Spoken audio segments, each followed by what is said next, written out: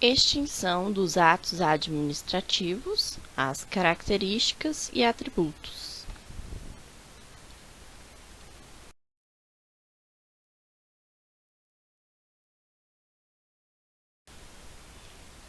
Falaremos agora sobre as extinções dos atos administrativos.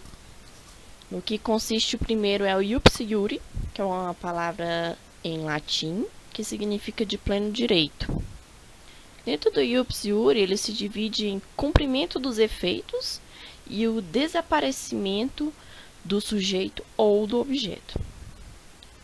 O iups iure, ele é o cumprimento integral de seus efeitos de forma natural e plena, sem intervenção da administração pública. Ele se subdivide em esgotamento do conteúdo, que é quando o ato exaure integralmente sua eficácia após o cumprimento do conteúdo. Cumpriu tudo, se exaure, acabou de forma natural. E a execução material ocorre quando a ordem expedida pelo ato é materialmente cumprida, cumpriu todo o seu objeto.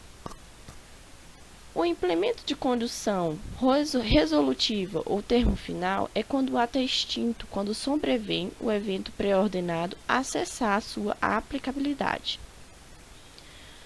No que consiste o desaparecimento do sujeito ou do objeto? É quando o ato administrativo é praticado em relação a pessoas ou bens. Desaparecendo a relação de pessoas ou bens, um desses elementos, o ato extingue-se automaticamente.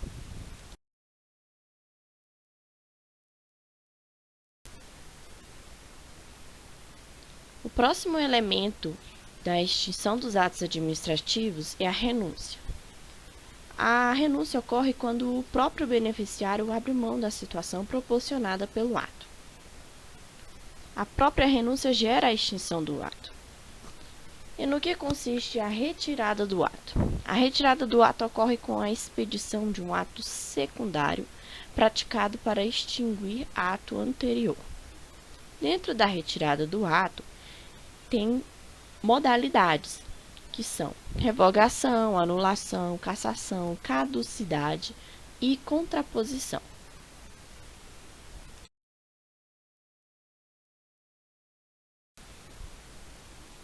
No que consiste a revogação? É aquela extinção do ato administrativo legal, válido e com eficácia ex nunc, que significa dizer que efeitos até então exauridos devem ser respeitados.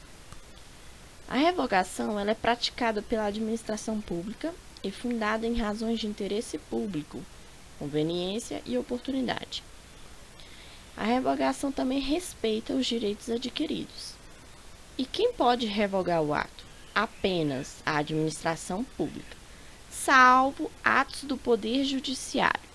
Se os atos forem do Poder Judiciário, ele pode revogar o ato.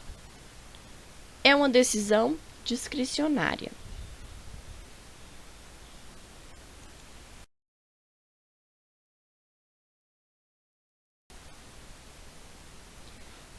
A anulação também é uma modalidade de extinção dos atos administrativos que está dentro da retirada do ato.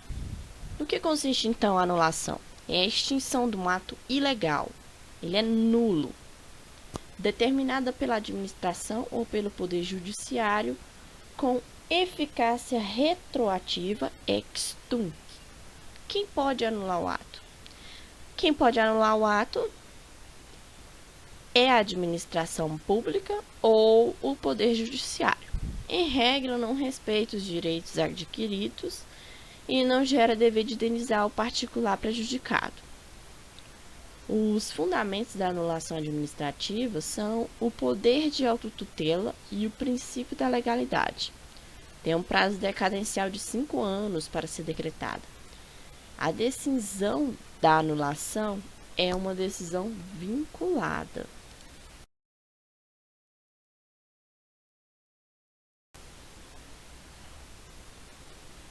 A cassação também é uma modalidade de extinção do ato administrativo que ocorre quando o administrado deixa de preencher condições necessárias para a permanência da vantagem. O exemplo mais comum é o particular que tenha preenchido legalmente os requisitos para a concessão da licença para dirigir. Se o particular for pego dirigindo embriagado, terá sua licença cassada, pois descumpriu uma condição para a sua manutenção. E no que consiste a caducidade, ou também chamado de decaimento? Consiste na extinção do ato em consequência da sobrevinda de norma legal, proibindo situação que o ato autorizava. Trata-se assim de uma legislação superveniente que deixa o ato sem a possibilidade de produzir novos efeitos.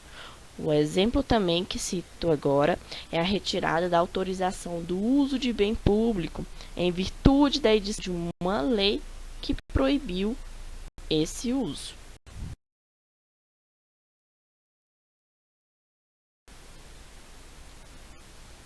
A contraposição é a última modalidade de extinção dos atos administrativos da retirada do ato. No que consiste então a contraposição? Ela é quando um ato posterior atinge o ato anterior. Ainda que não faça menção direta nesse sentido, na contraposição, os efeitos do ato posterior são diametralmente opostos aos efeitos do ato anterior. O exemplo utilizado pela doutrina é a exoneração de servidor, até que se contrapõe ao ato anterior praticado de nomeação. Assim, ainda que a exoneração não declare que o ato de nomeação está extinto, trata-se de tal efeito de uma consequência lógica. Falaremos agora da última modalidade de extinção dos atos administrativos, que é a extinção natural, objetiva e subjetiva. A extinção natural é a ordem natural do ato administrativo. Após o seu nascimento, ele cumpre os seus efeitos e, por não ser mais utilizável, exaure-se. O exemplo que temos é o ato administrativo de concessão de licença paternidade a um servidor público. Extingue-se naturalmente com o gozo pelo servidor da referida licença. A extinção objetiva ocorre com o desaparecimento do objeto do ato administrativo, tal como o fechamento de um estabelecimento que tenha sido interditado pela vigilância sanitária. Como o estabelecimento deixou de funcionar, ou o próprio ato de interdição deixou de fazer sentido.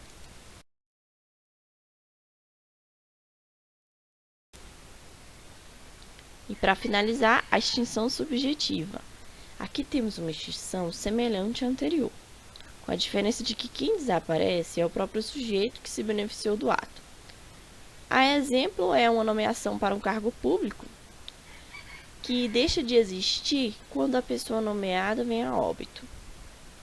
Vou deixar uma observação quanto à convalidação, porque a convalidação não é uma forma de extinção de ato administrativo. Porém, é possível convalidar certos atos administrativos, desde que haja um vício sanável em certos requisitos ou elementos dos atos administrativos. Relembrando os requisitos, os elementos dos atos administrativos, que consistem em 5: competência, finalidade, forma, motivo e objeto. Se há um vício sanável na competência e na forma, é possível convalidar e não vai gerar a sua extinção, apenas a convalidação de certos atos.